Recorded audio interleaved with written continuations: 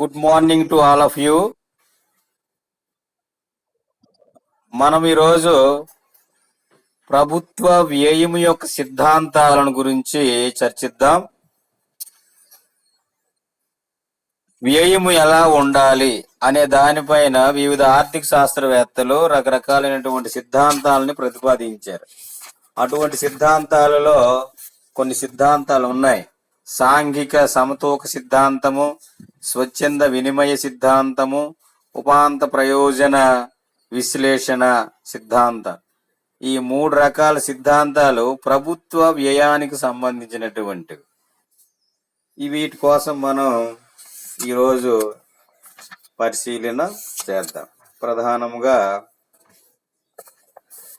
ఏ దేశంలోనైనా ఆర్థిక కార్యక్రమాలు కొనసాగించడానికి వ్యయము తప్పనిసరిగా ఉంటుంది.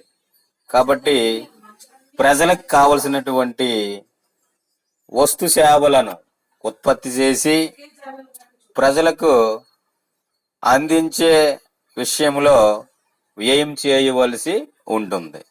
అయితే అన్ని వస్తువులు సేవలని ప్రభుత్వమే ఉత్పత్తి చేసి ప్రజలకి అందించడం వీలు కాదు, ఏ దేశం ఏ ఆర్థిక వ్యవస్థను మనం పరిశీలించినప్పటికీ. కాబట్టి కొన్ని వస్తువుల ఉత్పత్తి ప్రైవేట్ రంగానికి, మరికొన్ని వస్తువుల ఉత్పత్తి ప్రభుత్వ రంగానికి కూడా విడిచిపెట్టడం చాలా మంచిది. కాబట్టి ప్రైవేట్ రంగం సమకూర్చుతుంది కొన్ని వస్తువులని, సమాజంలోని అవసరమైనటువంటి సేవలని రెండు రంగాలుగా సమకూరుస్తూ ఉంటాయి. దేశంలో లభిస్తున్నటువంటి వనరులను ప్రభుత్వ రంగానికి, ప్రైవేట్ రంగానికి కేటాయించవలసిన అవసరం ఎంతైనా ఉంది. కాబట్టి ప్రభుత్వ ప్రైవేటు రంగాల మధ్య దేశములో ఉన్నటువంటి వనరులను ఏ ప్రాతిపదికన కేటాయించాలి అనేటువంటి విషయాన్ని తెలియజేయడానికే ఈ సిద్ధాంతాలు అనేవి ప్రతిపాదించబడ్డాయి అన్నమాట. అంటే ఏ దేశములోనైనటువంటి ఆర్థిక కార్యక్రమాలు జరుగుతూ ఉంటాయి, ప్రభుత్వం ప్రజలకి అన్ని రకాల సౌకర్యాలను అందివ్వాలి. అంటే అన్ని రకాలైనటువంటి వస్తువులు సేవలు ఉత్పత్తి చేసి ప్రజలకు అందుబాటులోకి తీసుకురావాలి. ఇలా తీసుకురావాలంటే ఖర్చు అవుతూ ఉంటుంది. అది వ్యక్తికైనా, ప్రభుత్వానికైనా, లేదా ప్రైవేటు సంస్థలకి, ప్రైవేటు వ్యక్తులకైనా సరే ఖర్చు చేయవలసినటువంటి పరిస్థితి. ఖర్చు చేస్తేనే కార్యక్రమం అవుతుంది, ఖర్చు చేయకపోతే పనులు జరగవు.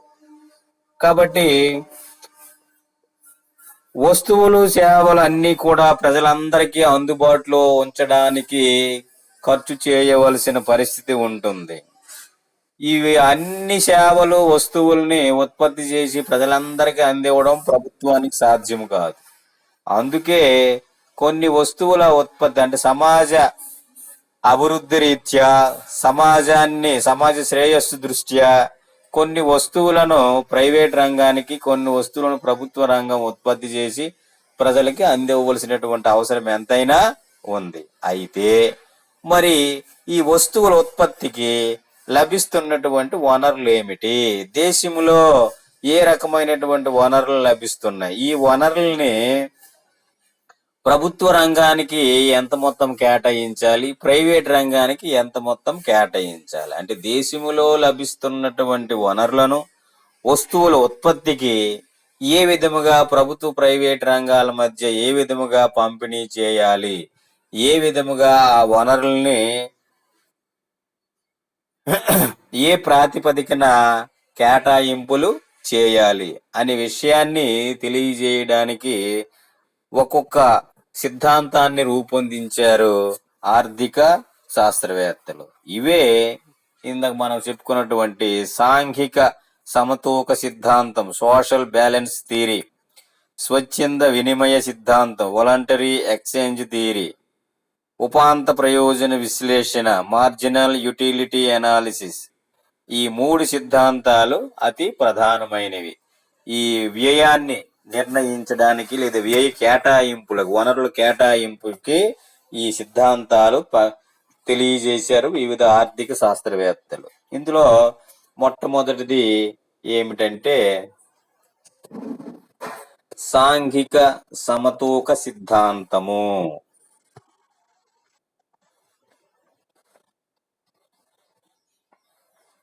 సాంఘిక సమతూక సిద్ధాంతము.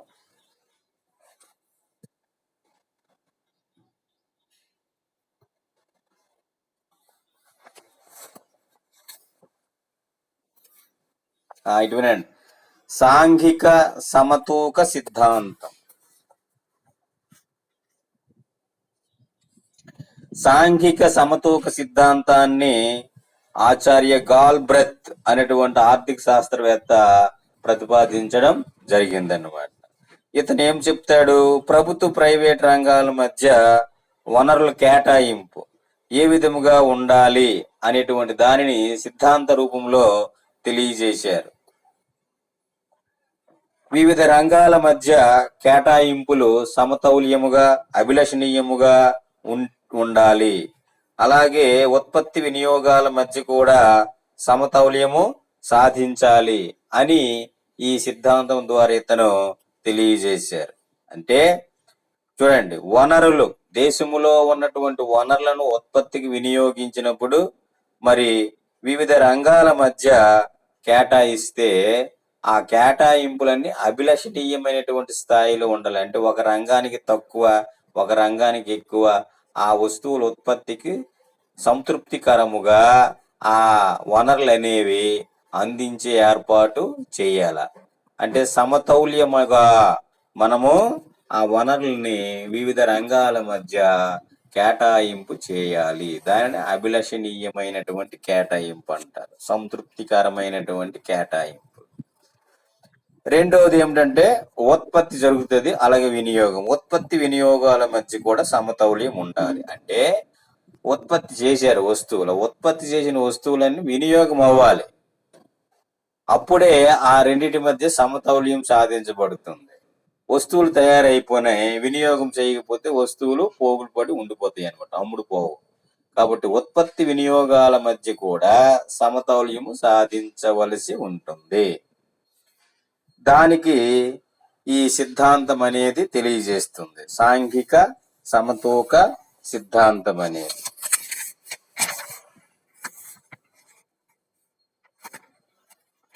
ఇది ఏ విధముగా ఉంటుంది?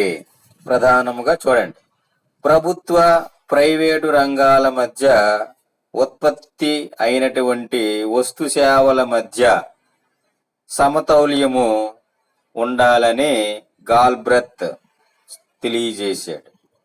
కాబట్టి దీనినే సాంఘిక సమతూకముగా పేర్కొన్నారు అతను.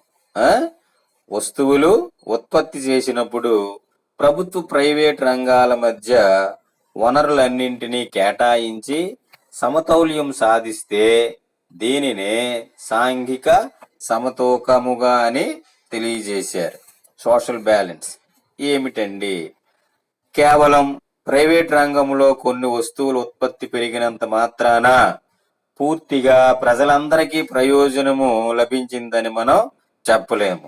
అందుకే వాటిని అనుబంధ పూరకత్వం కలిగినటువంటి మరికొన్ని వస్తువులు సేవలను ప్రభుత్వ రంగం ద్వారా తయారు చేసి లేదా ఉత్పత్తి చేసినప్పుడు మాత్రమే ప్రజలందరికీ పూర్తి ప్రయోజనము లభిస్తుంది అని ఈ సిద్ధాంతం ద్వారా తెలియజేస్తున్నారు. అంటే అర్థం ఏమిటి? కొన్ని వస్తువులు ఉత్పత్తి చేసినప్పుడు ప్రైవేట్ రంగం ఉత్పత్తి చేస్తుంది. ప్రైవేట్ రంగంలో ఉత్పత్తి పెరిగినంత మాత్రాన దేశంలో ప్రజలందరికీ ప్రయోజనం కలిగిందని మనం చెప్పలేము. కాబట్టి మరి ప్రభుత్వం కూడా కొన్ని వస్తువులను ఉత్పత్తి చేసి, అంటే ప్రైవేట్ రంగానికి సంబంధించినటువంటి అనుబంధ పూర్వకమైనటువంటి వస్తువులను సేవలను ఉత్పత్తి చేసి ప్రయోజనము లభిస్తుంది. అంటే కొన్ని వస్తువులు ప్రైవేట్ రంగము, కొన్ని వస్తువులు ప్రభుత్వ రంగం ఉత్పత్తి చేసి దేశంలోని ప్రజలందరికి కూడా ప్రయోజనము చేకూరే విధముగా ఉంటుంది.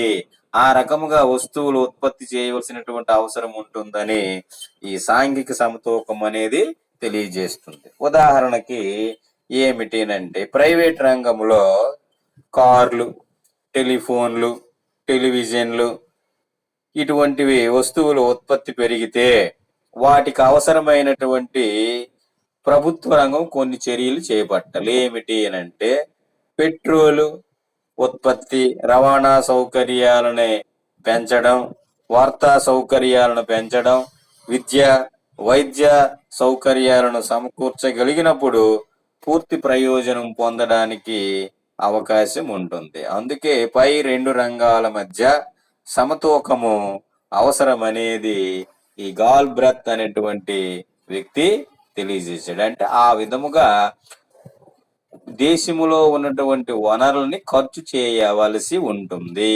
కాబట్టి ఈ సాంఘిక సమతూక సిద్ధాంతం ప్రకారము వ్యయము చేసినట్లయితే ఇటు ప్రభుత్వానికి, అటు ప్రైవేట్ రంగానికి, మరియు దేశంలో ఉన్నటువంటి ప్రజలందరికి కూడా ఉపయోగకరముగా ఉంటుందనే విషయాన్ని తెలియజేశారు ఈ గాల్ బ్రెత్ అనేటువంటి ఆర్థిక శాస్త్రవేత్త. చూసారా, ఇక్కడ ఎగ్జాంపుల్ మీరు అర్థం చేసుకుంటే ఈజీగా ఉంటుంది. ప్రైవేట్ రంగం, ప్రైవేటు వ్యక్తులు కార్లను తయారు చేస్తున్నారు, అలాగే టెలిఫోన్లు తయారు చేస్తున్నారు, టెలివిజన్లు కూడా తయారు చేసి వాళ్ళు అమ్ముకుంటున్నారు. మరి దానికి అనుబంధంగా ప్రభుత్వం ఏం చేయాలి? పెట్రోల్ను ఉత్పత్తి చేసేయాలి. పెట్రోల్ ఉత్పత్తి చేస్తే ఆ పెట్రోల్ ఆ కార్లు కొన్నటువంటి వ్యక్తులు నడుపుకుంటారు కదా, అదన్నమాట. ఆ విధంగా కొన్ని వస్తువులు ప్రభుత్వ రంగము, కొన్ని వస్తువులు ప్రైవేట్ రంగం కూడా ఉత్పత్తి చేసి అమ్మినప్పుడు ప్రయోజనం చేకూరుతుంది. దేశంలో లేదా సమాజంలో ఉన్న ప్రజలందరికీ మరి ఎక్కువ ప్రయోజనం పొందడానికి అవకాశం ఉంటుంది. మరి ప్రభుత్వ రంగము రవాణా సౌకర్యాలను పెంచాలి, విద్యా సౌకర్యాలను కూడా పెంచాలి. విద్య, వైద్యం ఇటువంటి సౌకర్యాలు పెంచితే ఏముంటుంది, చదువుకుంటే వాళ్ళ జ్ఞానం పెంపొందుతుంది, నైపుణ్యం సాధిస్తారు. మరి అధునాతనమైనటువంటి సాంకేతిక పరిజ్ఞానం ఉపయోగించి వస్తువులు తక్కువ కాలంలో ఎక్కువ ఉత్పత్తి చేయడానికి దారి తీస్తుంది అనమాట. ఆ రకంగా దేశ అభివృద్ధికి సహకరించడానికి ఎంతగానో ఉపయోగపడుతుంది. ఈ విధముగా పూర్తిగా ప్రయోజనము చేకూర్చినప్పుడు మాత్రమే రెండు రంగాల మధ్య సమతూకము ఏర్పడవలసిన అవసరం ఎంతైనా ఉంది అని ఈ సిద్ధాంతం ద్వారా మనకి తెలియజేస్తున్నారు. అయితే ఇక్కడ మనం ఒకటి గుర్తుపెట్టుకోవాలి, ప్రైవేట్ రంగము, ప్రభుత్వ రంగాల మధ్య వనరులన్నీ సమాజములో ఉన్నటువంటి ప్రజల అభిరుచులకు అనుగుణముగా ఏ విధముగా కేటాయించాలో అనే దానిని సాంఘిక సమతూక బిందువు అని అంటారు. ఉదాహరణకు అందుబాటులో ఉన్నటువంటి వనరులలో 70% ప్రైవేట్ రంగానికి, 30% ప్రభుత్వ రంగానికి వినియోగించాలని సమాజంలో ప్రజలు కోరుకున్నట్లయితే అదే నిష్పత్తిలో వనరులను కేటాయింపు చేసినట్లయితే దానిని అభిలషణీయమైనటువంటి కేటాయింపు లేదా సాంఘిక సమతూక బిందువుకు చేరుకున్నట్లు ఉంటుంది అని ఈ సిద్ధాంతం తెలియజేస్తుంది. చూడండి, రెండు రంగాల మధ్య వనరులను సమాజ అవసరాలకి లేదా సమాజ అభిరుచులకు అనుగుణముగా ఏ విధముగా కేటాయించాలనో దానిని తెలియజేసేదే సాంఘిక సమతూక బిందువు. అంటే దీనికి ఒక ఉదాహరణ చెప్పారు. దేశంలో 100% వనరులండి. ఈ 100% వనరులలో 70% వనరుల్ని ప్రైవేట్ రంగం ఇవ్వాలని సమాజంలోని ప్రజలు కోరుకున్నట్లయితే మిగతా 30% వనరులు ఏ రంగానికి ఉండాలి?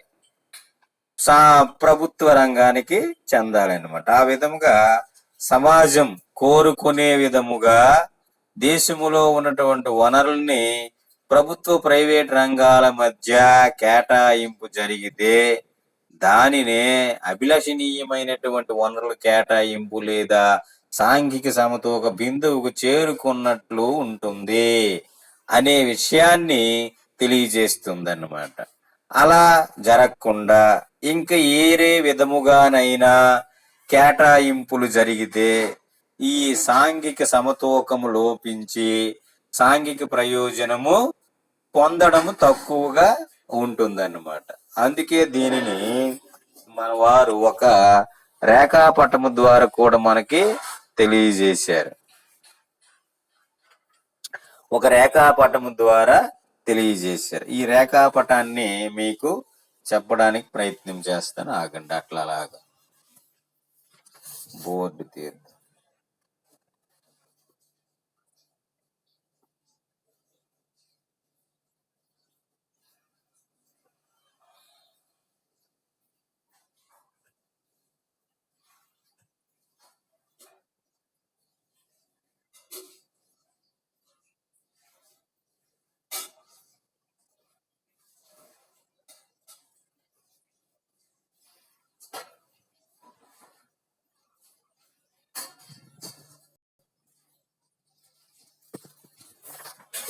మీకు వైట్ బోర్డ్ కనిపిస్తుందా?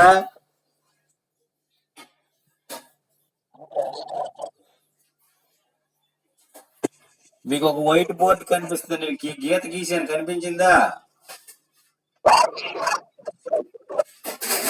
ఎవరు?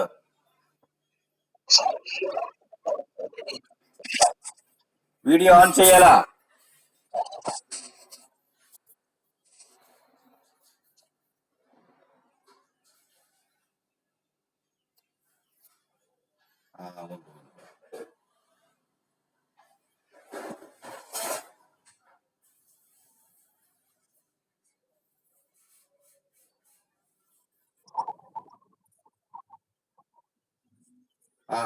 సరే సరే.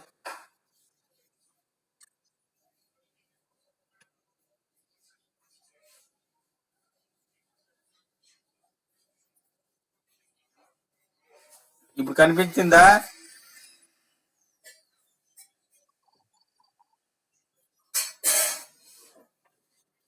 సరే, అయితే నీకు కనిపించలేదు. ఇప్పుడు విను. దీన్ని చెప్పుకెళ్ళిపోతాను, వినండి. సాంఘిక సమతూక సిద్ధాంతాన్ని ఒక రేఖాపటం ద్వారా మనకి తెలియజేశారు. ప్రభుత్వ రంగం, ప్రైవేట్ రంగం. ప్రైవేట్ రంగము ఎక్స్ అక్షం మీద, ప్రభుత్వ రంగము వై అక్షం మీద ఉంది. పబ్లిక్ సెక్టర్ ఇదేమో ప్రైవేట్ సెక్టర్, ఇది గవర్నమెంట్ సెక్టర్ అనుకోండి జి, ఇది ప్రైవేట్ సెక్టర్ పి.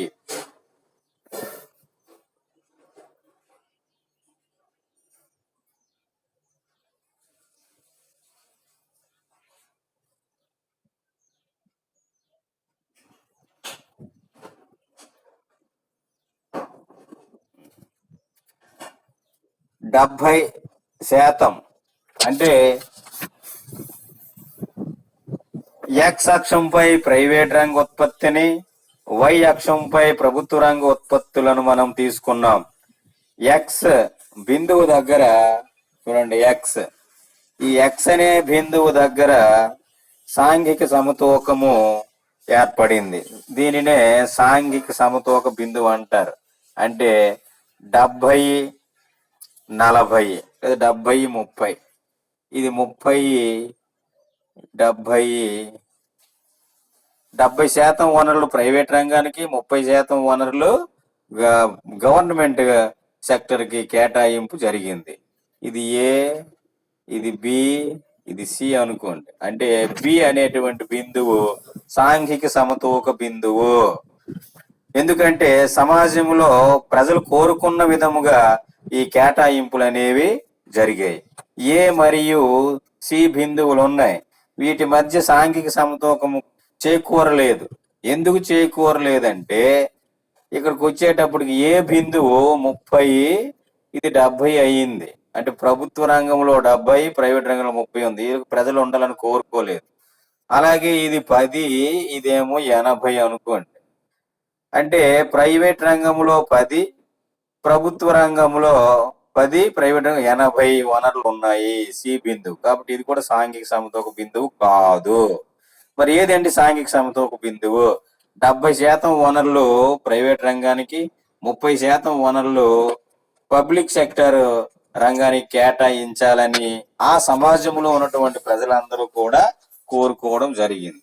దీనినే సాంఘిక సమతూక బిందువులుగా అంటారన్నమాట. ఈ అంశాన్ని అనుభవపూర్వకంగా ఆయన తెలియజేశారు ఈ గాల్ బ్రత్ అనేటువంటి వ్యక్తి అన్నమాట. ఎట్లా తెలియజేశారనంటే,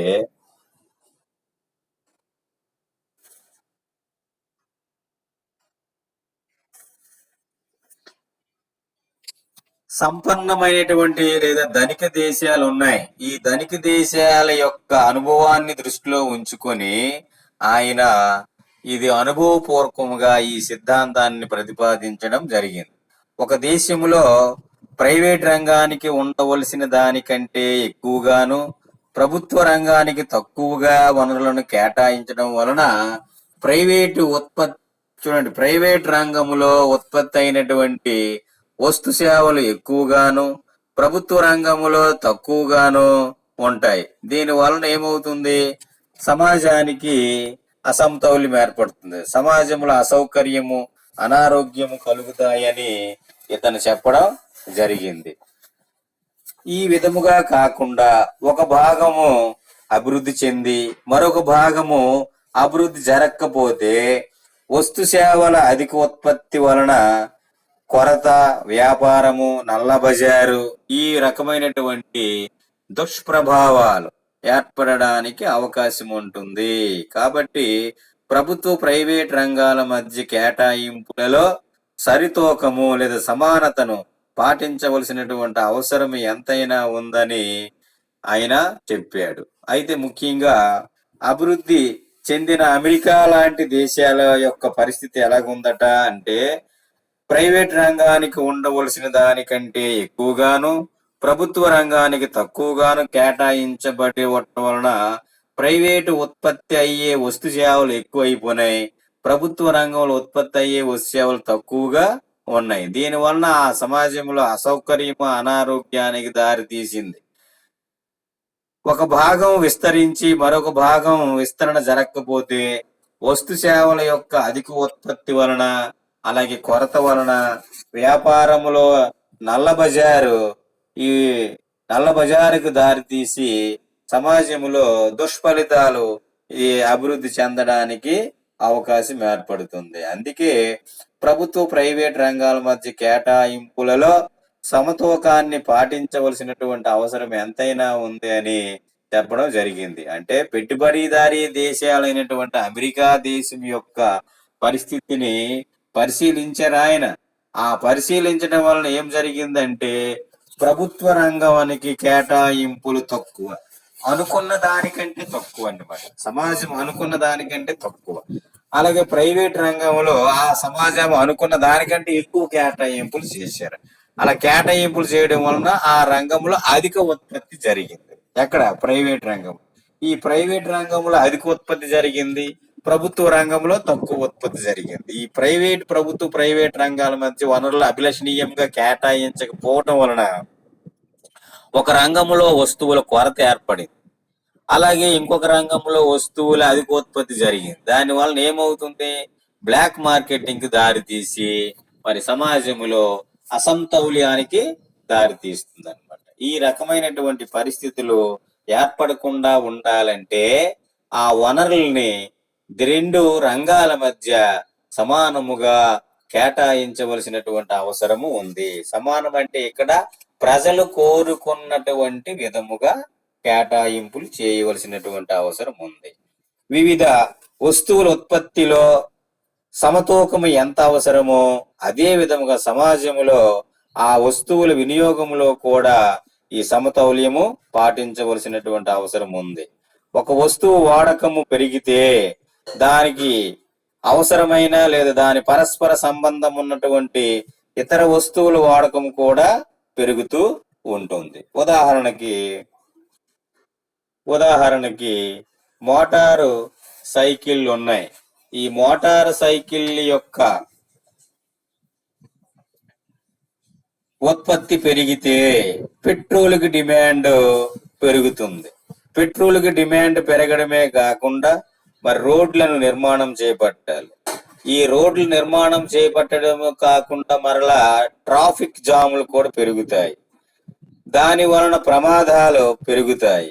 కాబట్టి మరి ప్రైవేట్ రంగంలో కార్ల ఉత్పత్తి పెరిగితే పెట్రోల్కి డిమాండ్ పెరగడమే కాకుండా రోడ్ల నిర్మాణము, అలాగే ట్రాఫిక్ నియంత్రణ, ప్రమాదాల యొక్క నివారణ చర్యలన్నీ కూడా చేపట్టవలసినటువంటి అవసరము ఏర్పడుతుంది. కాబట్టి ఆహార పదార్థాల వాడకం ఎక్కువైతే వైద్య సదుపాయాలు పెంచవలసిన అవసరం ఎంతైనా ఉంది.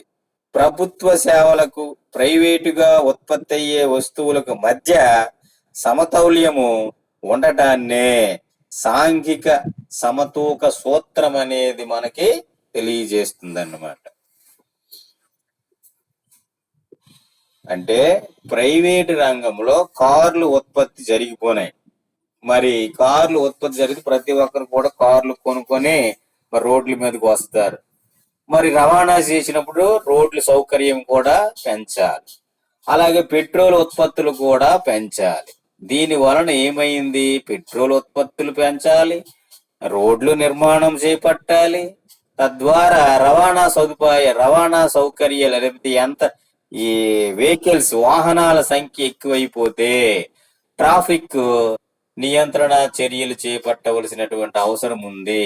ఈ ట్రాఫిక్ నియంత్రణ చర్యలు ప్రైవేట్ వ్యక్తులు ఎవరు పెట్టరు, ప్రభుత్వమే ఆ చర్యలను చేపట్టవలసి ఉంటుందన్నమాట. అంటే ఆ రకముగా ప్రైవేట్ రంగం ఒక వస్తువును ఉత్పత్తి చేస్తే దానికి అనుబంధముగా ఉన్నటువంటి సేవలు, వస్తువులు ఉత్పత్తి చేసే విధముగా ప్రభుత్వ రంగం ఉండాలి. ఆ విధముగా వనరులను కేటాయింపు చేయవలసినటువంటి అవసరము ఉంది. ప్రభుత్వ సేవలకు ప్రైవేటుగా ఉత్పత్తి అయ్యే వస్తువులకు మధ్య సమతూకం ఉండడాన్నే సాంఘిక సమతూక సూత్రం అని అంటారు. మరి సాంఘిక సమతూకం పాటించడానికి గల కారణాలు ఏమిటి? ఒక దేశములో లేదా ఒక ఆర్థిక వ్యవస్థలో వ్యక్తులు సమతూకం పాటించడానికి కొన్ని కారణాలు ఉన్నాయి. అవి ఏమిటంటే, ప్రతి పౌరుడు తన ఆదాయములో ఎంత మొత్తాన్ని ప్రైవేటు రంగములో తయారయ్యే వస్తువులకు, ఎంత మొత్తాన్ని ప్రభుత్వ రంగంలో తయారయ్యే వస్తువుల మీద ఖర్చు చేస్తున్నాడు. ఉత్పత్తిదారుల యొక్క ప్రకటనల వలన ప్రభావితమయ్యే ప్రైవేటు వస్తువులపై అనుకున్న దానికంటే ఎక్కువ పరిమాణం ఖర్చు చేసినట్లయితే ఇది సమతూకము లోపించడానికి అవకాశాలు ఎక్కువగా ఉంటాయి. అందుకే ఈ సాంఘిక సమతూకం పాటించడానికి కొన్ని కారణాలను మనకు తెలియజేశారు. దేశంలో ఉన్నటువంటి ప్రజలు ఎట్లా ఉండాలంటే, తమ వచ్చే ఆదాయములో ప్రైవేట్ రంగంలో తయారయ్యే వస్తువులకి ఎంత ఖర్చు పెడుతున్నారు, ప్రైవేట్ రంగంలో తయారయ్యే వస్తువులపై ఎంత ఖర్చు చేస్తున్నారు. ఇక్కడ ప్రైవేటు వ్యక్తులు ఏం చేస్తారు? తమ వస్తువులన్నీ త్వరగా అమ్ముడుపోతే మరలా ఉత్పత్తి చేసి అధిక లాభాలు పొందాలనేటువంటి ఉద్దేశంతో ఉంటారు. కాబట్టి మరి ఇక్కడ వాళ్ళు అట్రాక్ట్ చేస్తారు. ప్రైవేటు వ్యక్తులు రకరకాలైనటువంటి ప్రకటనల ద్వారా తమ అమ్మకాలను పెంచుకోవడానికి ప్రయత్నిస్తారు. మరి ఇక్కడ వినియోగదారులు లేదా దేశంలో ఉన్నటువంటి ప్రజలు ఈ ప్రకటనల ప్రభావితమయ్యి ప్రైవేటు వస్తువులపై అనుకున్న దానికంటే ఎక్కువ ఖర్చు పెట్టినట్లయితే ఇది సాంఘిక సమతూకంలో అసమతౌల్యము ఏర్పడుతుంది. ఎందుకంటే ప్రైవేటు వ్యక్తులకి ఎక్కువ ఆదాయం వెళ్తుంది, ప్రభుత్వ రంగానికి తక్కువ ఆదాయం వస్తుంది. వనరులు ప్రైవేట్ రంగంలో ఎక్కువ వెళ్ళిపోతాయి, వనరులు ప్రభుత్వ రంగంలో తక్కువ అయిపోతాయి. అలాంటప్పుడు సాంఘిక సమతూకం పాటించడానికి అవకాశం ఉండదు. ఇక రెండవది ఏమిటంటే, సమతూకము లోపించడానికి ప్రధాన కారణము ప్రభుత్వము కొన్ని సేవలను ఉచితముగా అందిస్తుంది. ప్రభుత్వము ఉచితముగా ఈ సేవలు అందటం వలన వీటి ఖర్చుని ప్రజలే పన్నుల రూపంలో భరించవలసి ఉంటుందన్నమాట. కాబట్టి ప్రభుత్వానికి పన్ను విధింపుపై ఏకాభిప్రాయం లేకపోతే అటువంటి సేవలను మానుకొనే అవకాశం ఉంటుంది. అందుకే సాంఘిక సమతూకము లోపించడానికి అవకాశాలు ఎక్కువగా ఉంటాయి.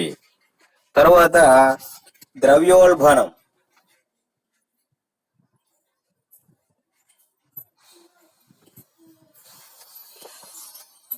ద్రవ్యోల్బణ కాలములో ప్రైవేట్ రంగములోని వారి ఆదాయాలు త్వరగా పెరుగుతాయి.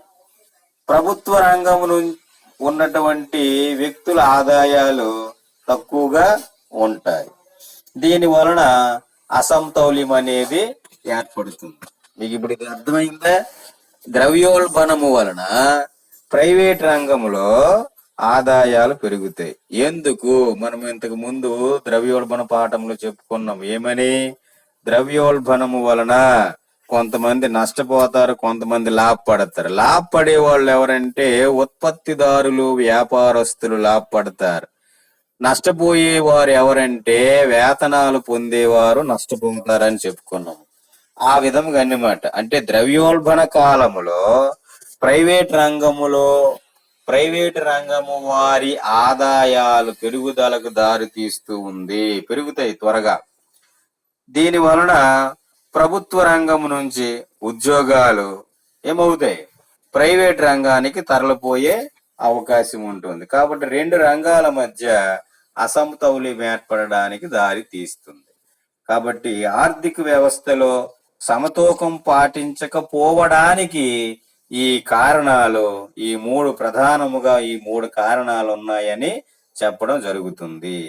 ఈ మూడు కారణాలు ఏమిటంటే, ప్రతి వ్యక్తి సమాజంలో వస్తువులు, ప్రైవేట్ రంగంలో తయారయ్యే వస్తువుల మీద ఎంత ఖర్చు పెట్టాలి, ప్రభుత్వ రంగంలో తయారయ్యే వస్తువుల మీద ఎంత ఖర్చు పెట్టాలనేది నిర్ణయించుకున్నప్పటికీ, ఉదాహరణకి దేశానికి మొత్తానికి సంబంధించి విషయాన్ని మనం తీసుకుందాం. దేశం మొత్తం, ఒక దేశంలో ప్రైవేట్ రంగం కొనడానికి ఒక 70 రూపాయలు ఖర్చు పెడుతున్నాం అనుకున్నారు. అలాగే ప్రభుత్వ రంగానికి ఖర్చు పెట్టవలసింది 30% అనుకున్నారు. ఇక్కడ వారి యొక్క ప్రకటనల వలన, ప్రైవేట్ రంగం యొక్క ప్రకటనల వలన ప్రభావితమై వినియోగదారులు ఏం చేస్తారు? ముఖ్యంగా ఇంకొక 10%, 15% ఎక్కువగా ప్రైవేటు వస్తువుల మీద ఖర్చు పెట్టిస్తారు. అప్పుడు ప్రభుత్వ రంగానికి కేటాయించి జరిగే వనరుల సంఖ్య ఏమైంది? తగ్గిపోయింది. అంటే 100 రూపాయల్లో 80-85 రూపాయలు ప్రైవేటు వస్తువుల మీద ఖర్చు పెట్టారు. అంటే ఆదాయ వనరులు ఎవరికి వెళ్ళిపోయినాయి? ప్రైవేటు వ్యక్తులకు వెళ్ళిపోయినాయి. 15 లేదా 10% వనరులు మాత్రమే ఎవరికి వచ్చాయి? గవర్నమెంట్కి వచ్చింది. కాబట్టి ఇక్కడ వనరుల కేటాయింపులో ప్రభుత్వ ప్రైవేట్ రంగాల మధ్య తేడా వచ్చేయడానికి ప్రధాన కారణం ఇది. ఈ విధముగా జరుగుతూ ఉన్నది అని చెప్పారు. ఇక రెండవది, ఈ సాంఘిక సమతూకం లోపించడానికి ఇంకొక కారణం ఏంటంటే, ప్రభుత్వము ప్రజలకి కొన్ని సేవలు ఉచితముగా ఇస్తుంది. ఈ ఉచితముగా సేవలు అందించినప్పుడు ప్రభుత్వం ఖర్చు చేస్తుంది. ఈ ఖర్చుకు ఏ విధంగా భరిస్తుంది ప్రభుత్వము అంటే, ప్రజల పైన పన్నులు విధిస్తుంది. ఆ పన్నుల ద్వారా రాబట్టి ఆ ఉచితమైనటువంటి సేవలను అందిస్తూ ఉంది. కాబట్టి ఈ పన్నులు విధింపు ఏ విధముగా ఉండాలి, ప్రభుత్వము పన్నులు ఏ విధముగా ఉండాలనేది ప్రభుత్వ పెద్దల మధ్య ఏకాభిప్రాయం లభించకపోవడం వలన ఆ సాంఘిక అసమతూకము ఏర్పడడానికి అవకాశం ఉంది. తరువాత ద్రవ్యోల్బణము వలన కూడా సాంఘిక సమతూకం పాటించడములో అసమతౌల్యం ఏర్పడుతుంది. ఈ విధముగా సాంఘిక సమతూక సిద్ధాంతాన్ని తెలియజేశారు గాల్బ్రెత్ అనేటువంటి ఆర్థిక శాస్త్రవేత్త. ముఖ్యంగా ఈ పద్ధతి, ఏ పద్ధతి? సాంఘిక సమతూక పద్ధతి మిశ్రమ ఆర్థిక వ్యవస్థలలో వనరుల కేటాయింపులు ఏ విధముగా ఉండాలనేది మాత్రమే స్పష్టంగా తెలియజేసింది.